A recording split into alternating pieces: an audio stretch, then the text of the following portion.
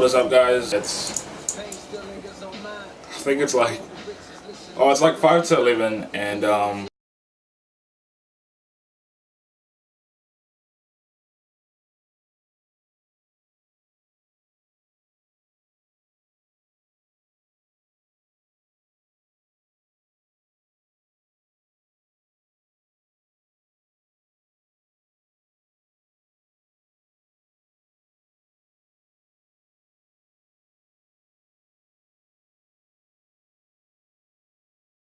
I didn't just wake up, but I was doing some work, sorting out some stuff that involves my student loan and all that. And yeah, so I'm gonna go run a few errands today. I'm gonna go to the post office. That's all related to my student loan and the course that I'm doing this year. So yeah, I'm just listening to J.COLE's song Love Yourz on Forest Hill Drive, and I always go a really long time without listening to Cole, and then I always come back to it, or I always come back to Forest Hill Drives, and I just love it so much, especially the song Love Yourz. That like it really hits home for me, just because I don't know, it's just such a beautiful song. I mean, like, he talks about some real shit in this. Like, I can kind of relate. I'm gonna turn it up real quick. I'm gonna speak about it. I grew up in the city, and sometimes we had less. Yeah. So that's what I kind of relate to, I guess. When he says, I grew up in the city, and sometimes we had less.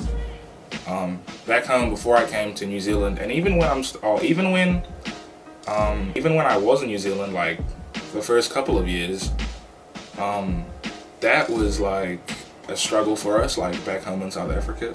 Like, my parents would work and work and work, and at the same time, it's just a really humbling song, and it just makes me really appreciate my parents for all that they've done for me, because they like worked their asses off providing for me, making sure I didn't go hungry, and there was probably plenty of times where my parents could have just been selfish with their money and brought them like whatever they wanted to buy. But a lot of the investments and a lot of the money spent was towards just feeding us, the house, paying the bills and all that. They really spend money on themselves, so that's like it just makes me really appreciate them when I listen to the song. And it kind of makes me emotional at the same time, just because the beat is just so like, it's just so chill, and then like Cole's voice is like, you can hear that pain in his voice, if you know what I mean. Like, when he tells his story, like, you can really like sympathize with him, and you can really hear all that he's been through in his voice, and that's super powerful. Oh yeah, compared to some of my niggas down the block that we were blessed. Back in the day, I always used to be envious of my friends and the stuff that they had and the stuff that I couldn't get. So, looking back on it now, it was really like, hold on. Oof. Ooh, you hear that? Woo. Damn, son. Looking back on it now, it was just like, it's just really stupid, because you should be grateful for everything that you have, even if you have nothing. There's people, there's always going to be people that have it worse than you, and I try to keep that in mind all the time when I catch myself being ungrateful and when I catch myself slipping. So yeah, I always come back to listen to the song when I'm feeling that way, and it just puts me in check, and it just humbles me again. And yeah, you guys should always be grateful for everything that you have, even though you guys are struggling, even if you guys are struggling, because there's people that are struggling way worse, that aren't even eating, that don't even have both parents. What is there really to complain about? All the things, when you think about it, like all the things that complain about, we're always gonna like sometimes complain about like little things, just because it's like in the moment, you know what I mean? But just always remember that there's people out there that are just struggling way harder than you. So tell me, mama, please, why you been drinking all the time? But you still lingering in your mind. Wow. Wow. That is so damn deep. It's so damn deep. Pretty much touching upon the fact that his mom used to drink to take away the pain of I actually don't know if like her husband died or like her partner, if her partner died or like if her partner just left them. Maybe I'll find out later on in the song, but yeah, broke is better.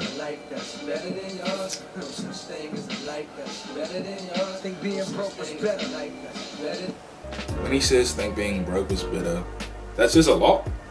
Just because there's a lot of people that are really, really wealthy that are really, really unhappy.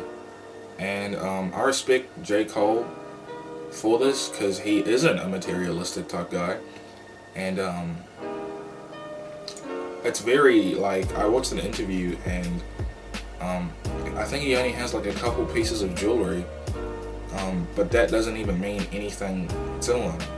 Like, you know what I mean? I mean, yeah, like it's nice to have materialistic things and all that, but at the end of the day, what it comes down to is just being grateful for the life that you have and the life that God gave you. For what's money without happiness? See? What's money without happiness? I've been strong so far, but I can feel my grip loosening. That bar actually resonates with me as well a lot when he talks about God and when he talks about losing his grip and losing faith. I want to be a religious person. I want to believe in God. I like the concept. I just don't, I'm not like a church type guy, you know what I mean? Like, I don't like church, I just don't hate it either, so it's kind of like in the middle, like, you know? But I went through a phase one time where I fully put faith in the Lord, and it was cool, but I think I grew a bit impatient. And my mom would always used to tell me, like, just talk to him, pray at night. He'll come through eventually. Just be patient. Put all your faith in him, and he'll give back to you. And I don't think that I was putting 100%. I think I might have been putting in maybe 95 at the most. And I just thought it was 100%, but I wasn't all the way there. Just cause science. I do believe in science as well, so that's kind of where like the confliction is there. I'm conflicted between science, what is there, and faith, what is not. Yeah. I feel like if I were to actually see God himself, like in the flesh, you know, like if he came back to life, or if I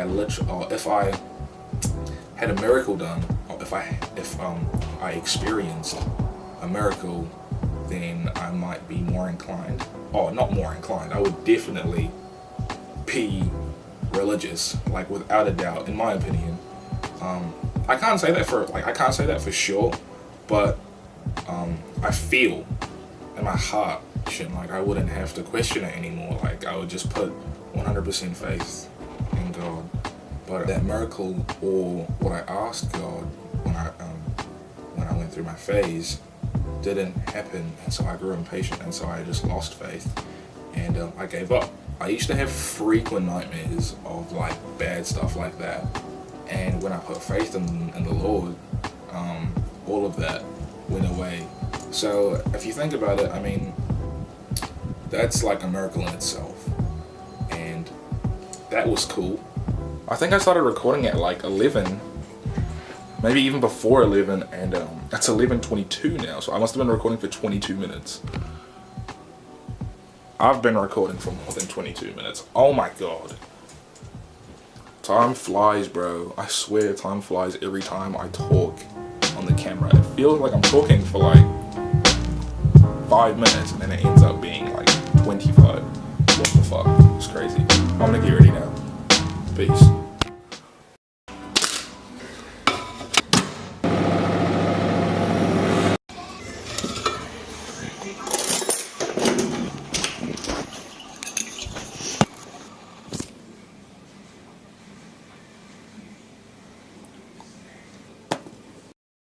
Oh, I'm so fucking stupid.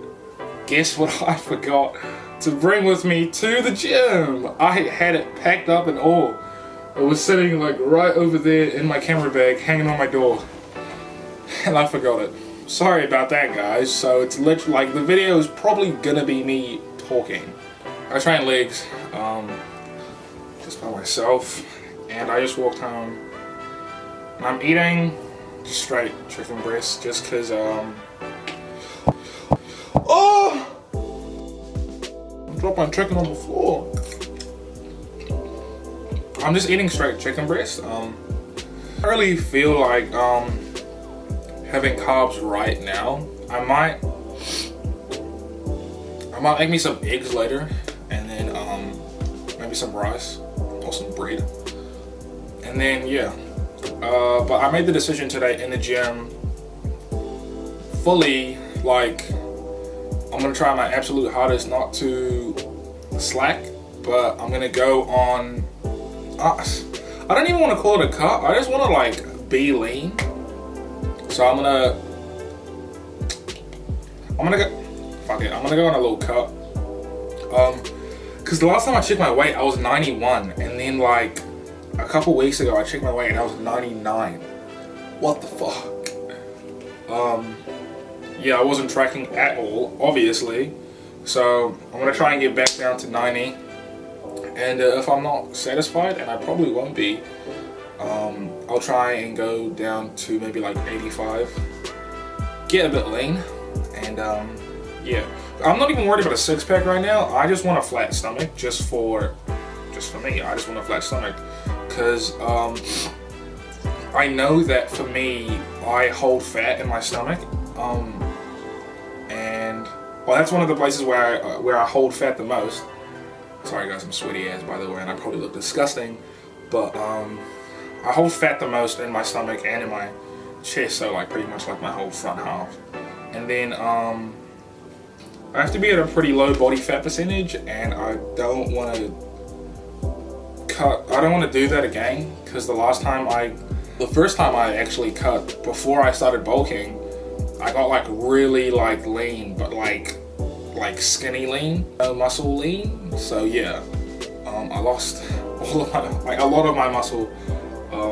Hey, but I was lean, so, and I had like a six pack for a couple days. So yeah, but that was all of my friends used to tell me like how I used to be depressed and how I used to be sad all the time when I was like that low on body fat. So yeah, I just want a flat stomach for now.